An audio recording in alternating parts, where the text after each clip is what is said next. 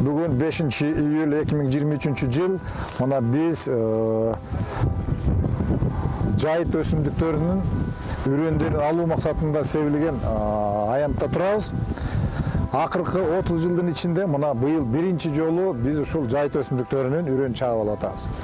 Былтыр бюджеттен бөлінген қаражаттың есебінен Россия Федерациясына сатылып келінген үрендер себіліп, мына ушул жерге мына быйыл биринчи түшүмдү алып атабыз. Бұл чабылып алған түшім үрендер мына быйыл күздө, эмки жылы жазда биздин ушул кунардуулугу төмөндөп кеткен жайыттарыбызды акыбалын оңдоо максатында пайдаланылат. Андан тышкары мына быйыл биз 105 тонна үрөндү Россия Федерациясына сатып берип атабыз. Мына ошол үрөндөр дагы биздин Кыргызстандын жайыттарын оңдоого багытталат. Ошондой иш жүргүзүлүп жатат. Бул жумуштар албетте ушул жайыттарды оңдоо иштерин жүргүзүү түздөн түз урматтуу президентибиздин тапшырмасы менен турмушка аткарылып жатат.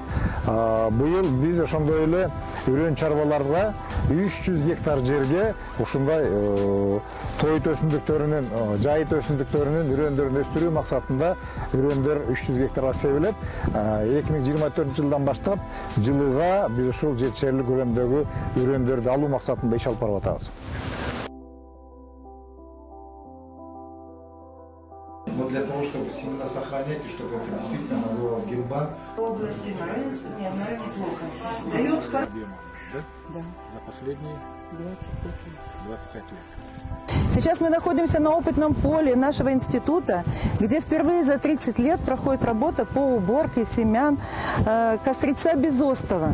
Вот здесь на площади 30 гектаров посеян кострец безостый, семена которого будут использованы для улучшения деградированных пастбищ и для создания кормовой базы, для создания сеянных культурных пастбищ.